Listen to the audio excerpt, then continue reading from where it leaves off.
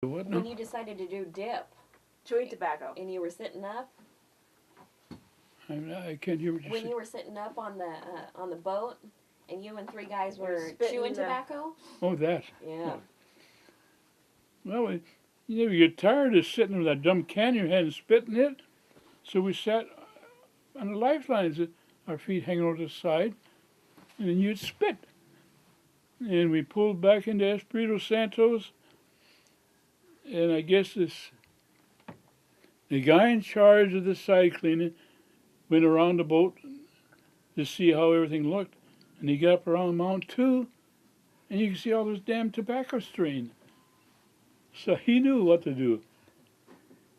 So he come up there, and we, we couldn't say no, so we had to go to the side on the scaffolding. We had to do the scrubbing.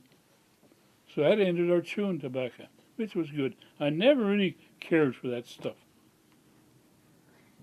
Good excuse to stop. You know, other guys had that snuff. I never could understand how you could chew that. Unbelievable. Wintertime, that's when you knew what people were like. They spit. It would always be by the sleigh tracks and tracks, whatever. A lot of the old guys used to chew snuff back then. Yeah. Do you have any funny story about the Navy? Anything that occurs? No, I can't think of any really. No, it's You keep I- it. the only one I can tell you about when I first went in the Navy. You're in boot camp, and every evening after you shower, you had to hang out your skivvy shirt, socks, and a white hat, and tie it up properly on the clothesline with a square knot. Well, back home, guys didn't wash clothes. And I went in the Navy, I didn't wash clothes. The first 2, 3 days, nothing was said. Finally, one day, the chief came by and he says, Byal, where's your laundry? I said, it's in my ditty bag. He says, how come it's not washed? I looked at him and I looked him straight in the face. The chief guys don't wash clothes. Oh yeah? He says, Byal, you wash your change every night. If you don't, you wash your complete sea bag. And I tried to argue with him, and I tried to tell him, I never washed clothes in my life. He says, you're going to wash clothes now? That's the same way with mess cooking. Men don't do the dishes. Up in the farm, you never heard of our guys doing the dishes. Oh, I had a lot to learn. I'm telling you. I used to tell guys when we was in camp like that. I hear somebody say, well, they help do the dishes. And how come you did the dishes? What about the women? They look at me. Different parts of the world, it's a different way of living. But boy, mine was a real bummer. I had to do things I didn't care for. And it, like I was saying earlier, never say, I'm never going to do that. I didn't like reserves. I wasn't going to get into reserves. I didn't like left arm rates, which later on my arm became a left arm rate, whether I liked it or not. So what did I do? I joined the Coast Guard, shallow water sailors. I joined the reserves. Oh, boy. Yeah. You got to tell them about the Bay Bridge and flying under that. Oh, yeah. You know, the best part of my Navy career was in the reserves. I joined them. I got to fly. And some of our pilots we had out there were ex-World War II fighter pilots, and they were good, but this flying a P2V is like a bomber to them. It two recips and two jet engines on each plane, and there's a couple of times we've went under the bridge. One time the Golden Gate, and another time under the Bay Bridge. And fortunately, they didn't get their name of the aircraft, because that's a no-no. The fighter planes, we had those ADs flying out of Navy. They were known to do that and got away with it. But the P2Vs, no, you don't do that. But we'd go out, when you go about 400 or 500 miles out of San Francisco, you get out of the international water line, and the Russians are out there, and they're monitoring everything we got. We know it.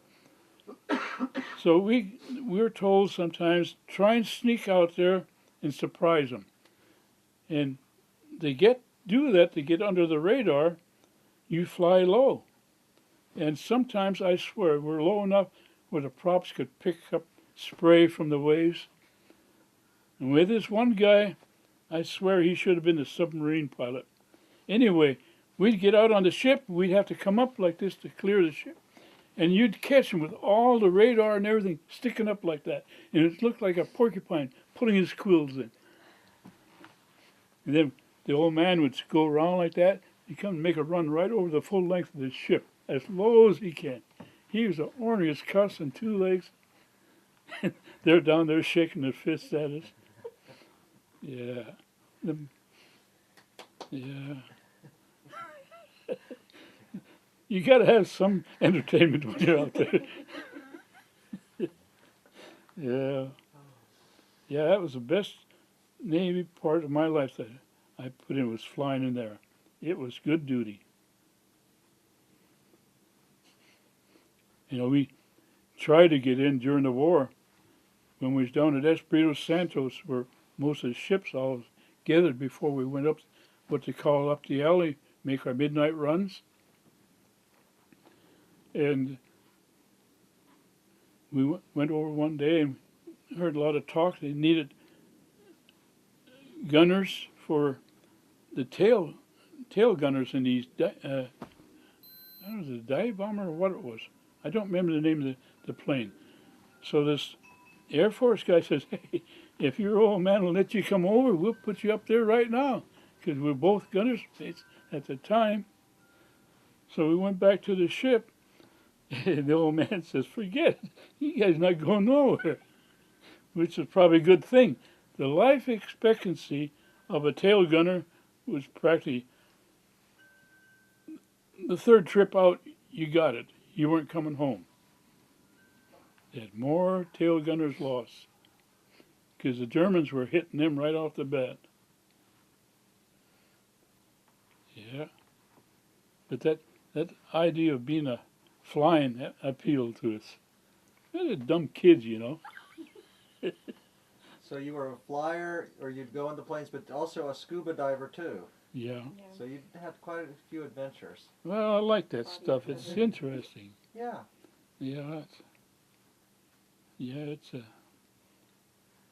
Well, we should probably wrap it up so we can get home, but what are some of your favorite places to scuba dive? Up our coast right here. Monterey or? Yeah, Monterey is not like it used to be, but it's still good. Mm-hmm. Yeah, or go down a little bit lower.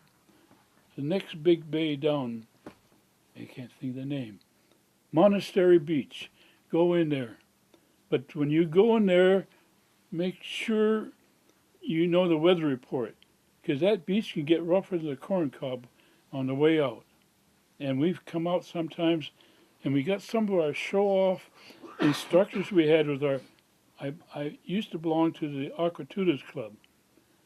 And some of them guys were good divers. Some were demolition divers for the Navy and whatnot. And they show off coming in when the big wave is. And if they weren't careful, it caught them wrong and they got wrecked. So we had this one guy, he was an exceptionally good diver, and he messed himself up. So he had to eat crow that day. Yeah. Yeah, but up Russian River, up around that way, it's nice. It's good diving. Abalone is Right. not that great anymore, Sure, sure. but I used to go down there. I had Robert and Ernest, my two youngest ones. I got them. They was 9 and 11, and I had them down there with tanks on. You ever see a shark? What? Shark? Star? A shark. No, never did. Yeah, sure. All the time I was in there, Yeah. not once. Well, good. No. I don't know if he saw me or not, but I sure didn't see him. Well, how about a sea otter? Yeah, He's, I've had one of them come down, but the time I was going to get an ab, that stinker took it. I just pried it loose. I couldn't believe it. It scared the daylights out of me momentarily, though. I came up out of the water right away. My partner was up on the raft up above me. What's the matter? I said, that damn thing took my ab. Okay, Clarence, we're not going to top that story. So thank you. We'll be back for more stories. And we'll be Yeah, well, Oh, okay. I should have written stuff down. Well, that's just why we did this. Just like doing a book. It's quick, easy for us. Yeah. We'll make you a little DVD.